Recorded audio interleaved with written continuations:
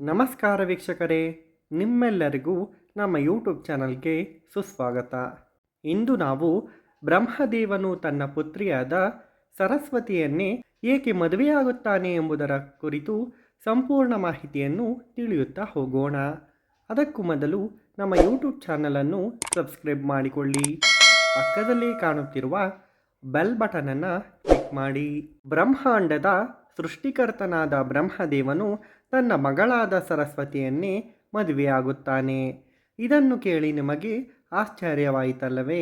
ಹೌದು, ಮತ್ಸ್ಯ ಪುರಾಣದ ಪ್ರಕಾರ ಬ್ರಹ್ಮದೇವನೊಬ್ಬನೇ ಏಕಾಂಗಿಯಾಗಿದ್ದು ಸೃಷ್ಟಿಯ ಇತರ ಯಾವುದೇ ಚರಾಚರ ವಸ್ತುಗಳು ಅಥವಾ ಅಂಶಗಳು ಸೃಷ್ಟಿಯಾಗದೇ ಇದ್ದ ಒಂದು ಸಂದರ್ಭವೂ ಇತ್ತು. ಜೊತೆಗಾರನಿಗಾಗಿ ಬ್ರಹ್ಮನ ಮನಸ್ಸು ಹಾತೊರೆಯತೊಡಗಿತು.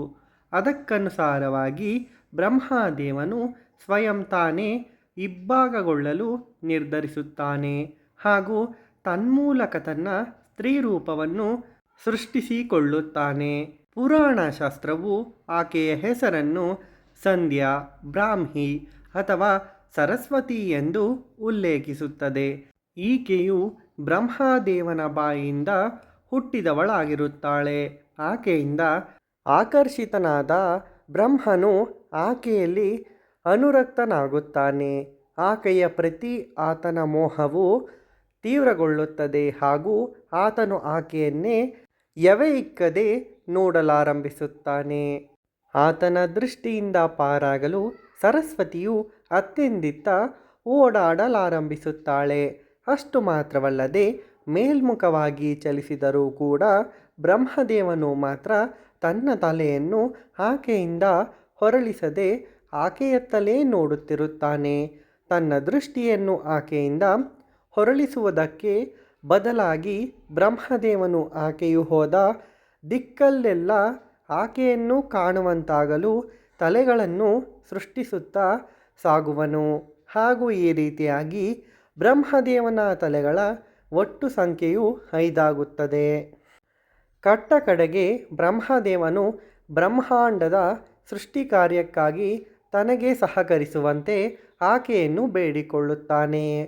ಸರಸ್ವತೀ ದೇವಿಯು ಪತ್ನಿಯ ರೂಪದಲ್ಲಿ ಬ್ರಹ್ಮದೇವನಿಗೆ ಆತನ ಯೋಜನೆಯನ್ನು ಕಾರ್ಯರೂಪಕ್ಕೆ ತರಲು ಒಪ್ಪಿಕೊಳ್ಳುತ್ತಾಳೆ ಹಾಗೂ ಅದರಂತೆಯೇ ಮನುದೇವತೆಯನ್ನು ಸೃಷ್ಟಿಸುತ್ತಾಳೆ.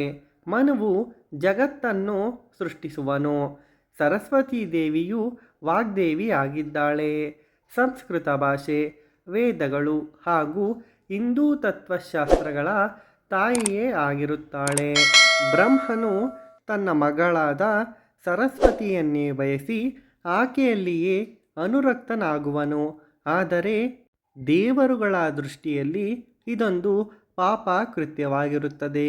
ಈ ಸಂಗತಿಯ ಕುರಿತಂತೆ ದೇವತೆಗಳು ಸೃಷ್ಟಿಯ ಜೀವಿಗಳನ್ನು ಆಳುವ ದೊರೆಯಲ್ಲಿ ದೂರನ್ನು ಕೊಡುತ್ತಾರೆ. ಬ್ರಹ್ಮನು ತನ್ನ ಸ್ವಂತ ಮಗಳ ವಿಚಾರದಲ್ಲಿ ಪಾಪಾಚರಣೆಯನ್ನು ಮಾಡುತ್ತಿರುವನು. ಆತನ ಪುತ್ರಿಯು ನಮಗೆಲ್ಲ ಸೋದರಿ ಸಮಾನಳು. ಆಕೆಗೆ ಅನ್ಯಾಯವಾಗಿದೆ. ಆದ್ದರಿಂದ ಬ್ರಹ್ಮನನ್ನು ಬಾಣದಿಂದ ಚುಚ್ಚಿಬಿಡಿ ಎಂದು ಶಿವನಲ್ಲಿ ದೇವತೆಗಳು ಪ್ರಾರ್ಥಿಸಿಕೊಳ್ಳುತ್ತಾರೆ. ರುದ್ರನು ಗುರಿಯಿಟ್ಟು ಬ್ರಹ್ಮನನ್ನು ಚುಚ್ಚಿಬಿಡುವನು. ಬಾಣದ ಅರ್ಧ ಭಾಗವು ಒಂದು ಬೀಜವಾಗಿ ಭೂಮಿಯ ಮೇಲೆ ಬೀಳುತ್ತದೆ.